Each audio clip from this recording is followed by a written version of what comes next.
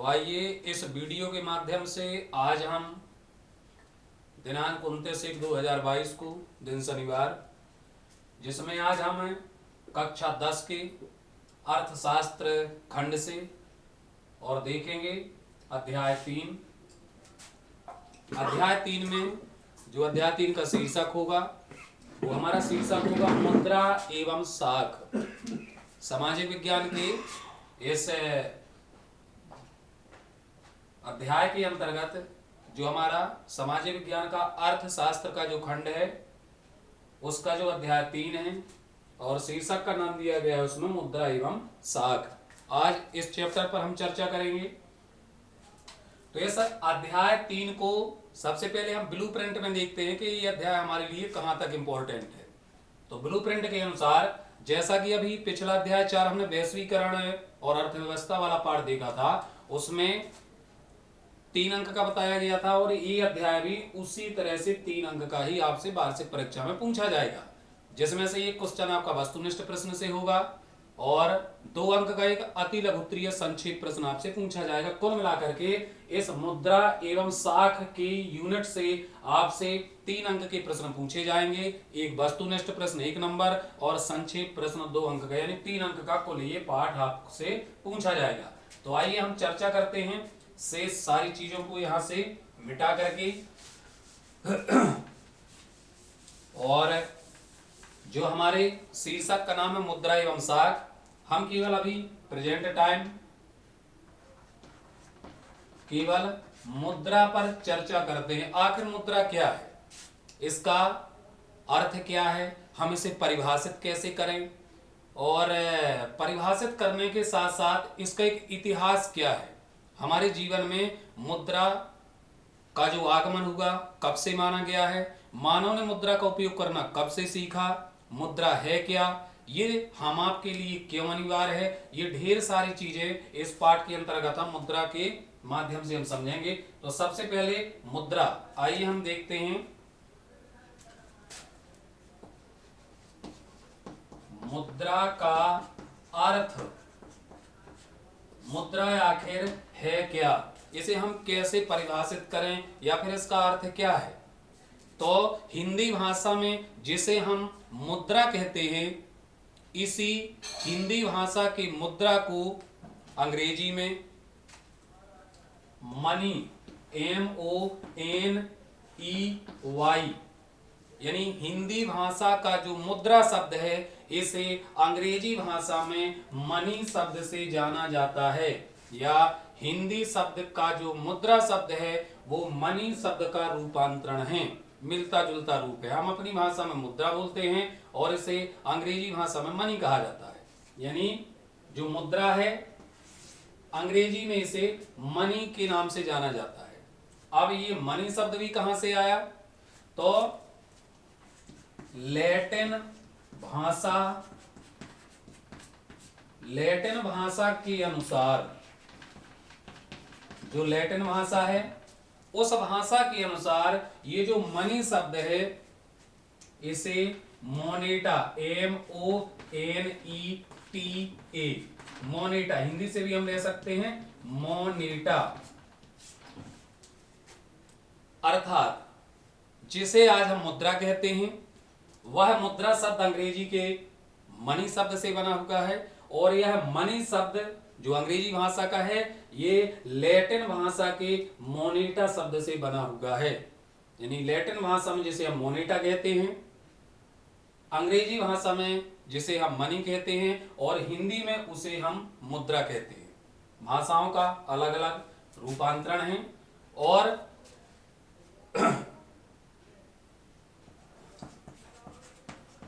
Latin भाषा में अभी आपने पढ़ा कि लैटिन भाषा के अनुसार मोनेटा ही मनी है, मनी ही मुद्रा है। एक दूसरे अर्थ में देखा जाए तो लैटिन भाषा में मुद्रा को पेक्यूनिया, कैसा लिखेंगे, पा में ए की मात्रा होगी, आधा का, या में बड़ा की मात्रा, छोटी नी और बड़ा या, पेक्यूनिया शब्द से भी जाना जाता है। यानी आपसे यदि विकल्प में कहीं पूछा जा रहा है खालिस्तान में कि जो मनी या मुद्रा शब्द है इसे लैटिन भाषा में क्या कहा जाता है, तब आप उसे पेक्यूनिया कहेंगे। लैटिन भाषा में मुद्रा को पेक्यूनिया कहा जाता है। तो ये मुद्रा शब्द का एक अर्थ है, उसकी एक उत्पत्ति है, आखिर इस शब्द का जन्म कैसे हुआ। और ऐसा माना जाता है कि रोम देश में एक देवी के मंदिर में बहुत ही प्राचीन काल से सिक्कों को ढालने का काम किया जाता था और वहीं से मुद्रा का जन्म हुआ है। यानी रोम देश से मुद्रा का जन्म माना गया है कि रोम से ही सबसे पहले रोम के लोगों ने ही मुद्रा को अपने जीवन में उपयोग करना सीखा था। धीरे धीरे रोम से और इस मुद्रा का जन्म होकर के पूरे विश्व में ये व्याप्त हो जाती है, फैलती है। तो मुद्रा का अर्थ हमने देखा कि जो हिंदी का मुद्रा शब्द है उसे अंग्रेजी में हम मनी कहते हैं, और मनी शब्द लैटिन भाषा की मोनेटा शब्द से बना है। आज वर्तमान में लैटिन भाषा में मुद्रा को पेक्यूनिया के नाम से जाना जाता है। आइए अब हम देखते हैं परिभाषा।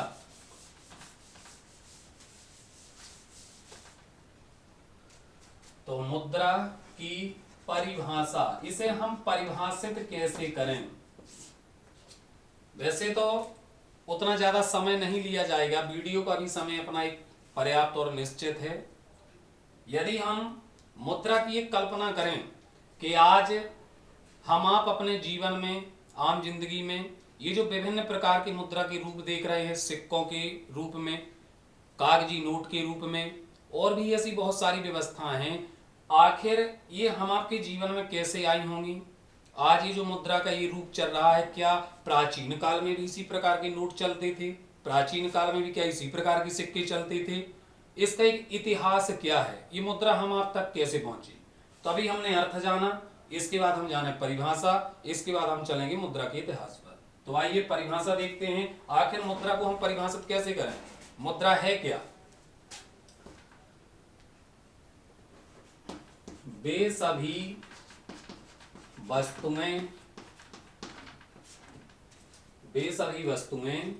जो किसी भी समय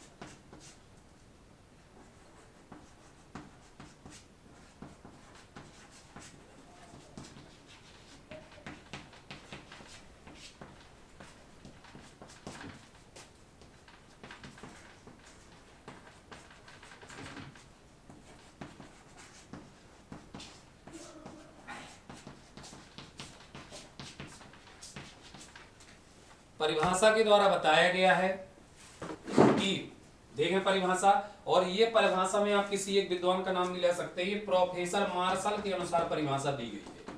प्रोफेसर मार्शल जो कि एक महान अर्थशास्त्री हैं, इनके द्वारा बताया गया कि आखिर मुद्रा है क्या, और हम ये जो आज हमारे समाज में, हम आपके जीवन में रुपए, सिक्के, नोट, एटीएम, ये सारी चीजें जो चल रही हैं, इनको हम किस रूप से दूसरे आदमी को बता सकते हैं कि मुद्रा इस चीज को कहा जाता है।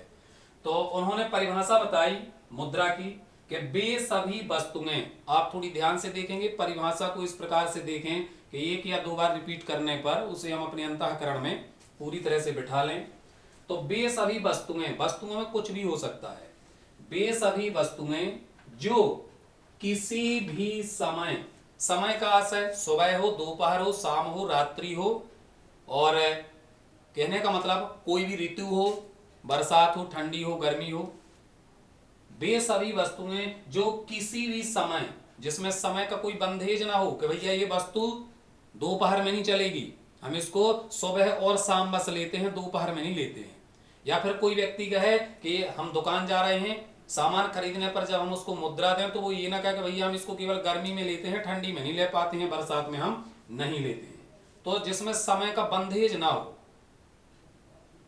वे वस्तुएं जो किसी भी समय, किसी भी एनी टाइम, किसी भी समय, किसी भी स्थान पर, स्थान का अर्थ है वो आपका गांव हो, मेरा गांव हो, आपका जिला हो, मेरा जिला हो, या फिर भारत के अंदर जहां पर उस मुद्रा को मान्यता दी गई है उस क्षेत्र के अंदर किसी भी गांव में, किसी भी राज्य में, या किसी भी शहर स्थान पर। तो ये किसी भी स्थान का आशय है वो कोई भी गांव हो, कोई भी राज्य हो, कोई भी जिला हो, बशर्ते वो देश की सरहद के अंदर बसो। तो किसी भी समय, किसी भी स्थान पर बिना किसी संदेह अथवा जांच के, कोई भी ऐसी वस्तु जिसको हम किसी भी समय खर्च कर सकें, किसी भी स्थान पर खर्च कर सकें, और खर्च करते समय जब वो वस्तु हम सामने वाले को दे रहे हैं, उसका सामान खरीदने के बाद जब हम उसका मूल्य दे रहे हैं, तो ना तो वो समय देखे, ना वो स्थान देखे, और हमारे द्वारा दी हुई मुद्रा को ना तो वो शक के आधार पर देखे, ना संदेह के आधार पर देखे, ना उसकी वो जांच करे, ऐसा सामान। तो कोई भी ऐसी वस्तु जो किसी भी समय, किसी भी स्थान पर बिना किसी संदेह अथवा जांच के, फिर आगे लिखा है वस्तुओं या सेवाओं को क्रय करने अथवा व्यय का भुगतान करने के रूप में स्वीकार की जाती है। अर्थात यदि मैंने कोई वस्तु या सेवा खरीदी है, खरीदने के बाद मुझे उसका मूल्य चुकाना है, चुकाने के लिए मैं जो वस्तु दे रहा हूं वह व्यक्ति उस वस्तु को बिना किसी संदेह अथवा जांच के बिल्कुल स्वीकार कर ले, ऐसी वस्तु को ही मुद्रा कहा जाता है। ये परिभाषा थोड़ी बड़ी थी। दूसरी परिभाषा हम देख लेते हैं जो इसी से मैच करती हुई है। लिखते हैं वे वस्तुएं जो वस्तु या सेवा को खरीदने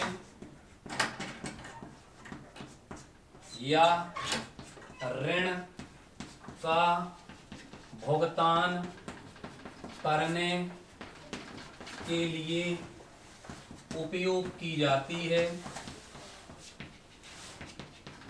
उपयोग की जाती है या फिर स्वीकार की जाती है, उसे मुद्रा कहते हैं।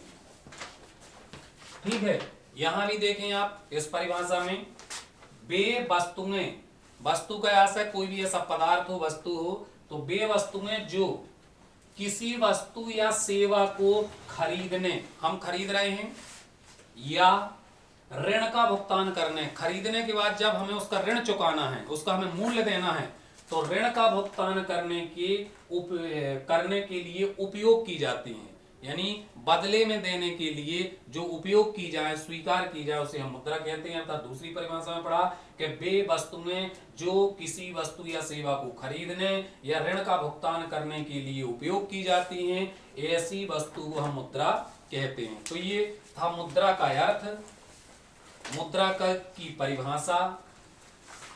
अब जो हमारा अगला बिंदु है, आपसे इस अध्याय में जो 2 नंबर का प्रश्न पूछा जा सकता है, बस इसमें संक्षेप प्रश्न के अंतर्गत, उसमें मुद्रा की परिभाषा भी हो सकती है। प्रश्न बन सकता है मुद्रा को परिभाषित कीजिए।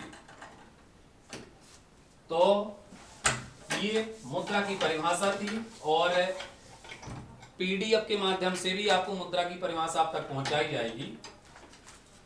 अब हम जानते हैं मुद्रा का इतिहास, ये हमारा तीसरा बिंदु होगा। क्या जिस समय मानव का जन्म इस धरती पर हुआ तो मानव अपने साथ क्या कोई ऐसी वस्तु लाया, क्या उसे पता था कि आगे आने वाले समय में जब मनुष्य समाज में रहेगा उसे वस्तुओं की खरीदारी करनी होगी, सभी वस्तुएं उसके पास नहीं होंगी, कुछ सामान उसे दूसरे लोगों से भी खरीदना पड़ेगा अपनी आवश्यकता की पूर्ति के लिए। तो क्या प्रारंभ से ही मानव के पास कोई ऐसी वस्तु थी जिस माध्यम से वो और अपनी आवश्यकता की वस्तुएं खरीद सकता था, या फिर मानव को जब खरीदने की जरूरत पड़ी तो उसने कुछ ऐसी वस्तुओं की खोज की जो उसे इस खरीदारी व्यवस्था में उसकी मदद कर सके। तो जब हम देखेंगे कि जैसे जैसे मानव का इस धरती पर अवतरण होगा, मानव ने अपनी एक सामाजिक व्यवस्था बनाई। आपने ये भी पढ़ा है कि जिस समय मानव का जन्म हुआ, प्रारंभ में मानव जंगलों से हट करके मानव फिर नदियों के किनारे निवास करने लगा। जब उसी समय नदी सभ्यताओं का जन्म हुआ और नदी सभ्यता में ही मानव समाज में रहना सीख चुका, तो उसे पता चल गया था कि समाज में रहना मानव के लिए कितना लाभदायक है। तो मानव जब समाज में निवास करने लगा तो कहीं ना कहीं उसे खरीदारी की आवश्यकता पड़ी, उसे दूसरों के सहयोग की आवश्यकता पड़ी, उसे रोजगार व्यापार की आवश्यकता पड़ी, उद्योग धंधों की आवश्यकता पड़ी। तो कहीं ना कहीं उसे कुछ ऐसी वस्तुओं की खोज करनी पड़ी जो वस्तुएं उसके आदान प्रदान में उसकी सहायता कर सकें, जिन वस्तुओं के माध्यम से वह व्यापार कर सके, अपनी आवश्यकताओं की पूर्ति कर सके। तो आइए चलते हम पढ़ते हैं मुद्रा का इतिहास। ये जो आज हम आपके जेब में, हमारे बैंक खातों में या फिर हमारे दैनिक जीवन में जो हम आप मुद्रा का उपयोग कर रहे हैं, ये हम आप तक कैसे पहुंची?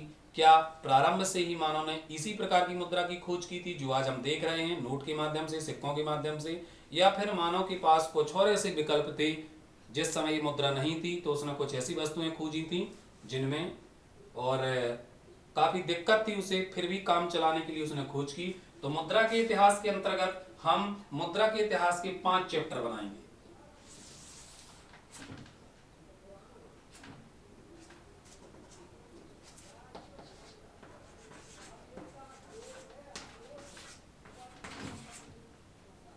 तो मुद्रा का इतिहास यानी अब मानव के जीवन में मुद्रा का जन्म होने जा रहा है, मुद्रा उसके पास संचित होने जा रही है, लेकिन वो किस रूप में, यानी हम सीधे सीधे कह सकते हैं कि मानव की जिंदगी में मुद्रा का आगमन किस रूप में होगा। सबसे पहले मानव के पास कौन सी मुद्रा ऐसी आई जिसे उसने बाजारों में अपने दैनिक जीवन में उपयोग किया। तो सबसे पहले नंबर 1 पर वस्तु विनिमय प्रणाली, दूसरे नंबर पर हम लिखेंगे पदार्थ मुद्रा, तीसरे नंबर पर हम लिखेंगे कागजी मुद्रा, चौथे नंबर पर लिखेंगे साख मुद्रा और 5वें नंबर पर हम लिखेंगे प्लास्टिक मुद्रा। अर्थात ये जो मुद्रा शब्द आपको बार बार लिखा हुआ दिख रहा है, इसका सीधा सा आशा है कि इस रूप में मुद्रा का आना। सबसे पहले नंबर 1 पर मुद्रा के इतिहास के अंतर्गत जो मानव के जीवन में मुद्रा का आगमन हो रहा है वो इस रूप में हो रहा है, वस्तु विनिमय प्रणाली। तो प्रारंभ में जिस समय और मानव के पास मुद्रा नहीं थी, ना ही उसने मुद्रा की खोज कर पाई थी, तो अपनी दैनिक आवश्यकताओं की पूर्ति के लिए मानव और वस्तु विनिमय प्रणाली के माध्यम से अपनी आवश्यकताएं पूरी करता था। वस्तु विनिमय प्रणाली क्या है? तो एक ऐसी प्रणाली जिसमें मानव किसी अन्य व्यक्ति से वस्तु लेकर के उस वस्तु का मूल्य कोई अपनी वस्तु दे करके और उसके मूल्य का भुगतान करता है, ऐसी व्यवस्था को वस्तु विनिमय का आशय होता है आदान प्रदान। तो परस्पर एक दूसरे के बीच में वस्तुओं का आदान प्रदान करना ही वस्तु विनिमय प्रणाली है। उदाहरण के लिए हम किसी भी, मान लीजिए हमने एक कृषि यंत्र बनाने वाले कारीगर से, किसी किसान ने एक लकड़ी का कृषि यंत्र खरीदा है, बदले में किसान उस कृषि यंत्र बनाने वाले मिस्त्री को नगद भुगतान न करके जो किसान स्वयं पैदा करता है अनाज के रूप में, वह अनाज देकर के चुका दे।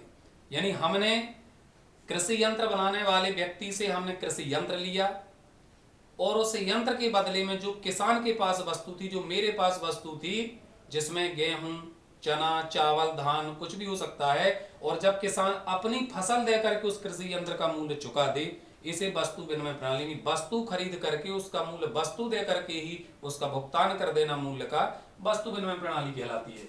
तो मानव जब उतना ज्यादा विकसित नहीं था, ना ही उतना तकनीकी ज्ञान था, ना ही मुद्रा का निर्माण हो पाया था, उस समय मानव वस्तु विनिमय प्रणाली के माध्यम से सब्जी वाले से हम सब्जी खरीदें, कृषि यंत्र बनाने वाले और विश्वकर्मा से हम वो यंत्र खरीदें, बाजार जाकर के भी हम कोई सामान खरीद रहे हैं तो भी हम वस्तु देकर के उसका मूल्य प्राचीन काल में चुकाते थे।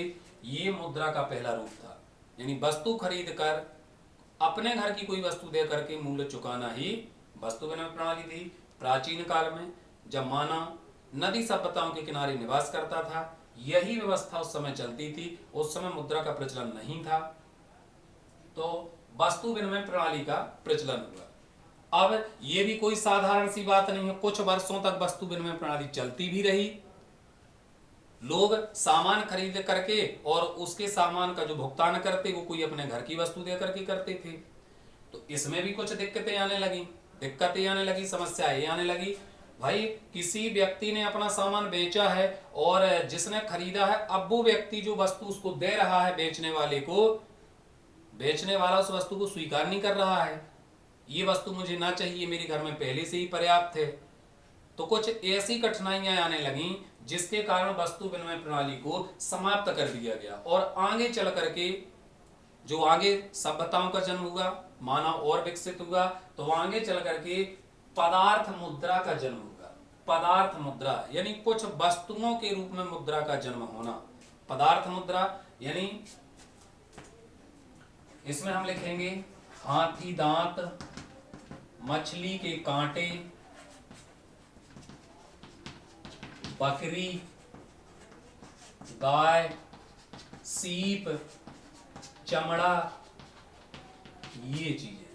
तो वस्तु विनिमय प्रणाली में जब समस्या आने लगी, बेचने वाला व्यक्ति और भुगतान लेने से मना करने लगा कि मुझे ये वस्तु ना चाहिए जो आपके पास है।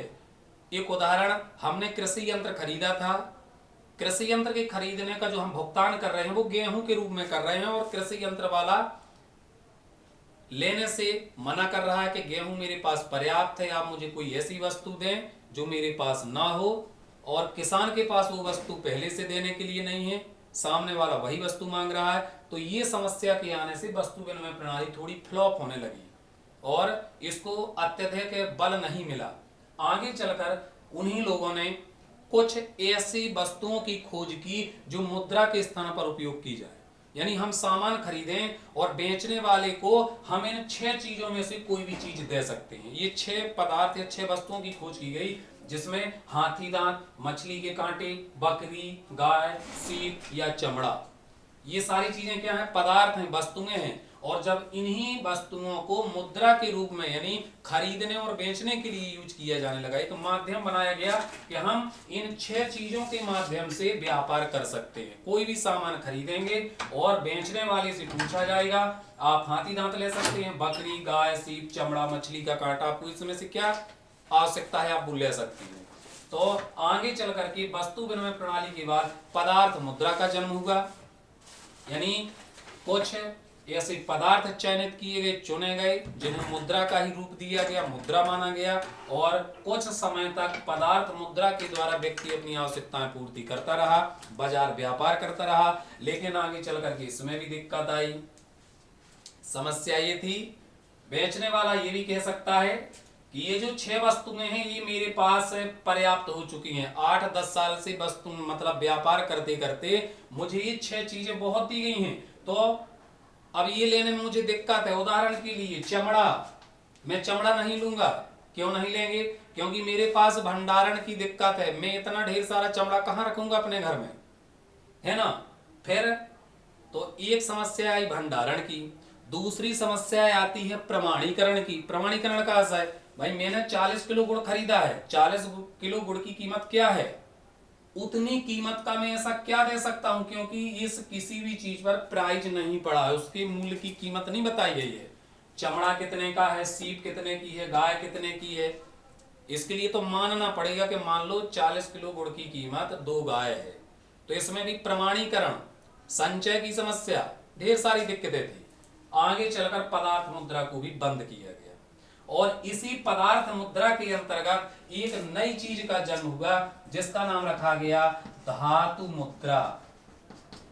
इन 6 चीजों को समाप्त करके कुछ ऐसी धातुओं की खोज की गई और उन धातुओं को छोटे छोटे हिस्सों में काट करके सिक्कों के माध्यम से, मोहर के माध्यम से, और जो बहुत सारी ऐसी चीजें चलती हैं, तो पदार्थ मुद्रा के अंतर्गत धातु मुद्रा को जन्म दिया गया। धातुओं के सिक्के चले, छोटे छोटे टुकड़े चले। आपने पढ़ा है प्राचीन काल में सिक्कों को निष्क कहा जाता था, है ना। तो ऐसे निष्क चलाए गए, अर्थात पदार्थ मुद्रा के अंतर्गत इन 6 चीजों को हटा करके धातु मुद्रा को चलाया गया। धातुओं के सिक्के चलाए गए, है ना, और जिन्हें अपन प्राचीन कालीन या आहत सिक्के कहते हैं। इसके बाद मुद्रा अपने विकास की दौड़ में थोड़ा और एक कदम आगे बढ़ी, यानी हम चलेंगे मुद्रा के इतिहास के यानी उसके विकास के तीसरे चरण पर, जिसे कहते हैं कागजी मुद्रा।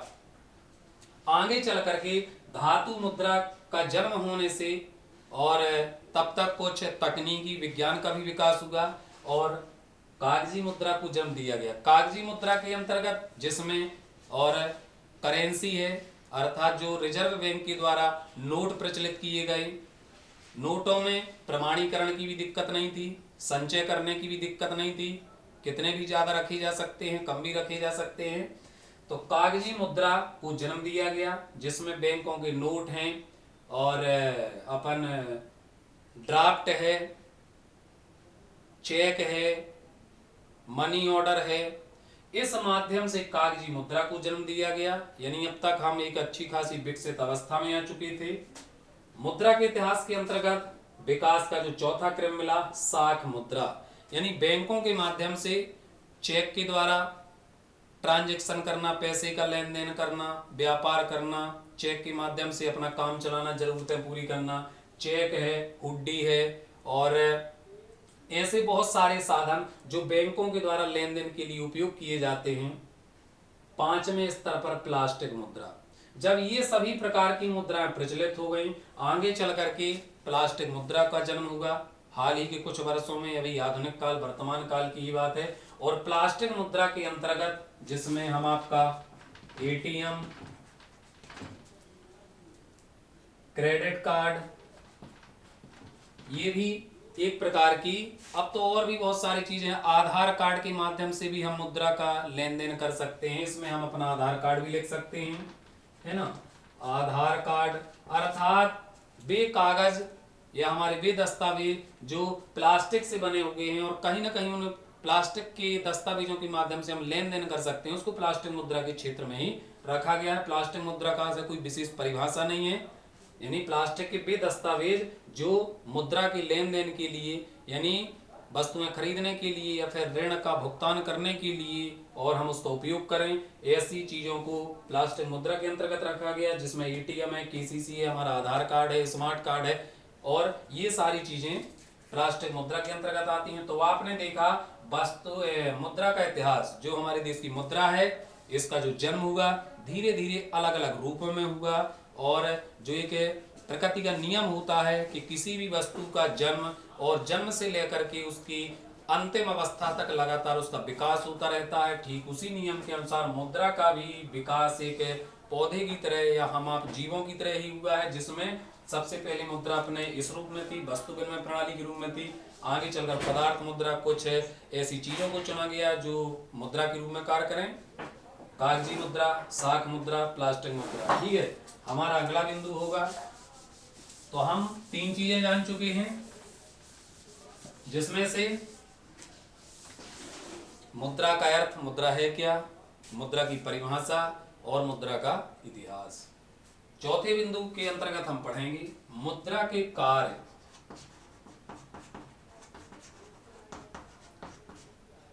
तो वैसे प्रत्येक व्यक्ति जानता है कि आज मुद्रा की क्या अहमियत है। इस जीवन में, मानव जीवन में पैसे का होना, मुद्रा का होना कितना प्रभावशाली है।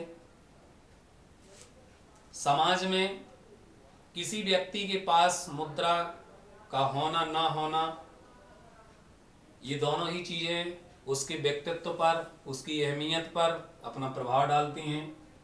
और इसी तारतम्य में अपन देखते हैं मुद्रा के कार्य। वैसे तो अपन मुद्रा के कार्य पहले से ही जानते हैं, लेकिन थोड़ा उन्हें और साहित्यिक शब्दों में हम कैसे प्रकट करें कि आज के मानव जीवन में मुद्रा की अहमियत क्या है, मुद्रा के कार्य क्या है। तो किताब के अनुसार जो बताया गया है हम आप भी जानते हैं। मुद्रा के कार्य के अंतर्गत हमारा पहला कार्य है विनिमय का माध्यम। विनिमय का माध्यम, विनिमय का आशय वस्तुओं का आदान प्रदान, क्रय और विक्रय विनिमय कहलाता है। यानी व्यापार की एक ऐसी श्रृंखला जिसके माध्यम से हम वस्तुओं का क्रय और विक्रय करते हैं, आदान प्रदान करते हैं, आयात निर्यात करते हैं, इसी का नाम होता है विनिमय। तो जो मुद्रा के कार्यों के अंतर्गत पहला कार्य बताया गया है विनिमय का माध्यम। आज बाजार अर्थव्यवस्था के अंतर्गत देखा जाए तो वस्तुओं को खरीदने और बेचने का माध्यम क्या है, मुद्रा ही है। हम आप शहर जाते हैं कपड़ा खरीदने, सब्जी खरीदने, दवा कराने, कृषि यंत्र खरीदने या कोई भी मार्केट या व्यापार करने के लिए, तो हमारे पास एक विकल्प होता है। वस्तुएं तो हम खरीद करके लाएंगे, लेकिन वस्तुओं का जो मूल्य होगा, जो उनकी कीमत होगी, ये कौन से माध्यम से हम और दुकानदार को पे करेंगे, मुद्रा के माध्यम से। अर्थात वस्तु खरीदने पर हमें क्या देना पड़ेगा, कोई वस्तु नहीं देनी पड़ेगी, हमें उस वस्तु का मूल्य मुद्रा के रूप में चुकाना पड़ेगा। यानी सरल शब्दों में कहें, आज की खरीदारी का जो माध्यम है वो क्या है, पैसा है, मुद्रा है।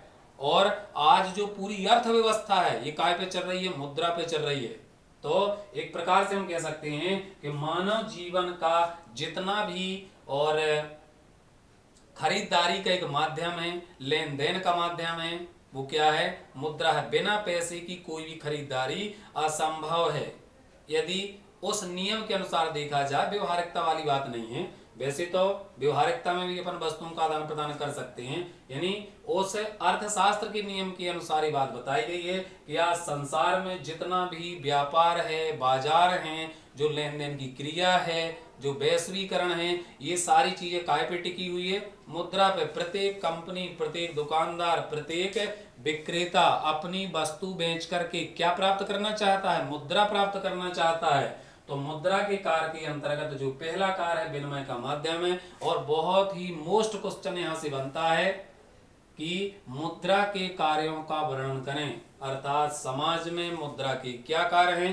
हम पहली हेडिंग लिखते हैं विनिमय का माध्यम, अर्थात आज खरीदारी का माध्यम क्या है, मुद्रा है। यदि पैसा ना होता तो हम खरीदारी कैसे करते, वही प्राचीन काल कैसा, या तो वस्तु विनिमय प्रणाली के माध्यम से वस्तु खरीद कर वस्तु देते, या फिर कुछ ऐसी वस्तुएं होती जो आपने पढ़ी अभी, मछली के कांटे, हाथी दांत वगैरह, ये चीजें।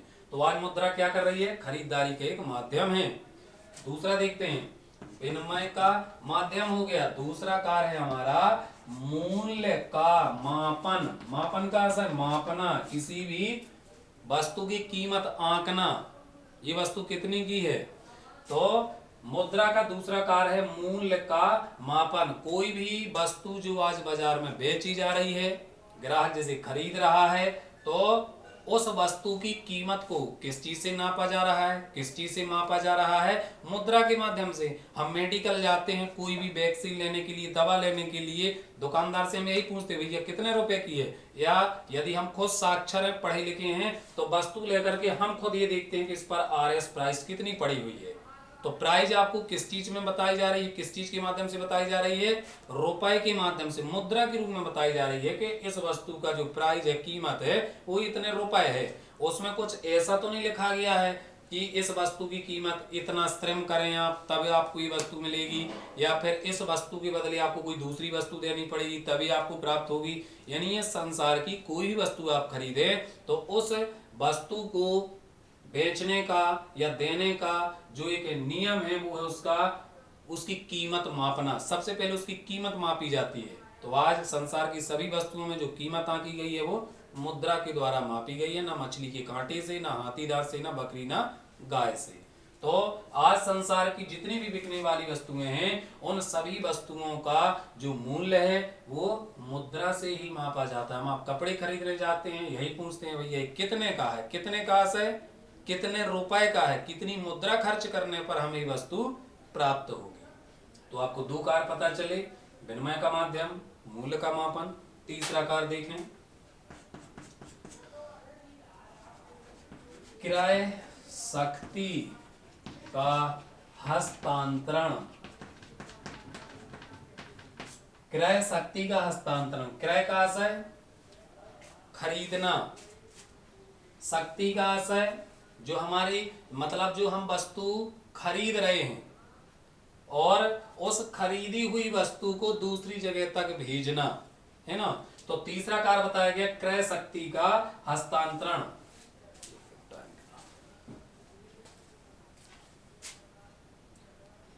और चौथा कार्य थोड़ी जल्दी देख लें, समय सीमा समाप्त होने वाली है। क्रय शक्ति का संचय। संचय का अर्थ है किसी भी वस्तु को इकट्ठा भविष्य के लिए सुरक्षित करके रखना। तो मुद्रा के माध्यम से क्रय शक्ति का हस्तांतरण, अर्थात एक व्यक्ति, इसको उदाहरण के माध्यम से समझें, किसी परिवार का एक व्यक्ति अपने घर से दूर किसी शहर में काम कर रहा है, उसी के ऊपर पूरी जिम्मेदारी है अपने घर को चलाने की। तो वह व्यक्ति जो शहर में है, काम करने के बदले अपने घर को वो क्या भेज सकता है, परिश्रम को वो किस रूप में भेज सकता है कि ये वस्तु मेरे घर तक पहुंच सके, मुद्रा के माध्यम से। यानी 1 वर्ष काम करने के बाद, परिश्रम करने के बाद जो उसका प्रतिफल है उसे अपने घर तक पहुंचाना है, तो वो परिश्रम नहीं भेज सकता है। हाँ, उस परिश्रम के रूप में जो कमाई हुई मुद्रा थी, उस मुद्रा को वो घर तक भेज सकता है अपने, ताकि घर का भी पालन पोषण मेरे परिश्रम से मिले हुए प्रतिफल के द्वारा हो सके। इसका अर्थ यही है। चौथा है क्रय शक्ति का संचय। मनुष्य साल भर, पूरे वर्ष भर परिश्रम करता है, तो परिश्रम को स्टोर करके नहीं रखा जा सकता है। हम आप जितना भी कृषि में परिश्रम करेंगे, अपने उद्योग व्यापार में परिश्रम करेंगे, उस परिश्रम को मतलब हम अपनी मेहनत को स्टोर करके नहीं रख सकते हैं। उस परिश्रम को हम परिश्रम से द्वारा कमाए गए धन के रूप में सुरक्षित रख सकते हैं भविष्य के लिए। चौथी हेडिंग का यही अर्थ है। तो ये मुद्रा के 4 कार्य हैं। विनिमय का माध्यम, आज जो खरीदारी का माध्यम है वो मुद्रा है। मूल्य का मापन, आज के जगत में सभी वस्तुओं का जो मूल्य मापा जाता है वो किसी और वस्तु से नहीं बल्कि मुद्रा, रुपए के द्वारा मापा गया है। क्रय शक्ति का हस्तांतरण, यानी अपने कार्य को दूसरों तक पहुंचाने के लिए हम परिश्रम के रूप में मुद्रा को भेज करके और उसकी सेवा कर सकते हैं, आवश्यकता की पूर्ति कर सकते हैं। क्रय शक्ति का संचय भविष्य में, और कुछ संचय करने के लिए, परिश्रम का संचय करने के लिए भी मुद्रा एक माध्यम है। परिश्रम करने के बाद उस परिश्रम को मुद्रा के रूप में हम सुरक्षित रख सकते हैं। तो ये हमारे मुद्रा के 4 कार्य थे। आगे के चैप्टर में आप पढ़ेंगे, हटाएंगे नहीं अभी। तो ये इंपॉर्टेंट चीजें हैं। और जो 3 नंबर का इससे सिलेबस ब्लूप्रिंट के अनुसार जो बताया गया है कि 3 नंबर का इस अध्याय से आना है, तो जहां तक आपसे जो 2 नंबर का प्रश्न है, या तो वो मुद्रा की परिभाषा होगी आपकी या मुद्रा के कार्य होंगे, ऐसी आशा की जा रही है। तो सामाजिक विज्ञान के अंतर्गत जो आज का वीडियो था हमारा मुद्रा एवं साख के ऊपर, आज के लिए बस इसमें इतना ही रहेगा। और अपनी तैयारी, अध्ययन, अध्यापन की बराबर बनाए रखें। इसी के साथ आज इस वीडियो का समय समाप्त है। धन्यवाद।